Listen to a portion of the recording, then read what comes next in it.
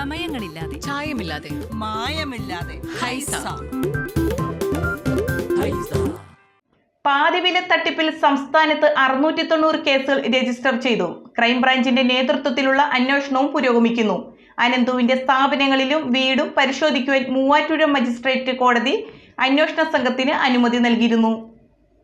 1000 കോടി രൂപയുടെ പാതിവില തട്ടിപ്പിൽ ഇതുവരെ സംസ്ഥാനത്ത് രജിസ്റ്റർ ചെയ്തത് 690 കേസുകൾ. ഇതിൽ 375 എണ്ണമാണ് ക്രൈംബ്രാഞ്ചിന് കൈമാറിയത്. ഇന്ന് 300 കേസുകൾ കൂടി ക്രൈംബ്രാഞ്ചിന് കൈമാറും.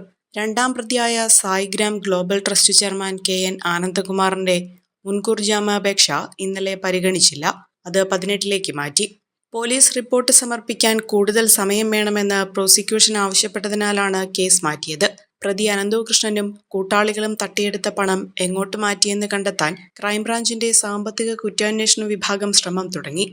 എൻഫോഴ്സ്മെന്റ് ഡയറക്ടറേറ്റ് പ്രതിയുടെ സ്വത്തുവകകൾ കണ്ടുകെട്ടാൻ നീക്കം തുടങ്ങിയതോടെയാണ് ക്രൈംബ്രാഞ്ചും ഇതേ ദിശയിൽ അന്വേഷണം ആരംഭിച്ചത്. റിയൽ എസ്റ്റേറ്റ് നിക്ഷേപങ്ങൾക്ക് പുറമെ വിശ്വസ്തരായ പലരുടെയും അക്കൗണ്ടുകളിലേക്കും പണം മാറ്റിയിട്ടുണ്ട്.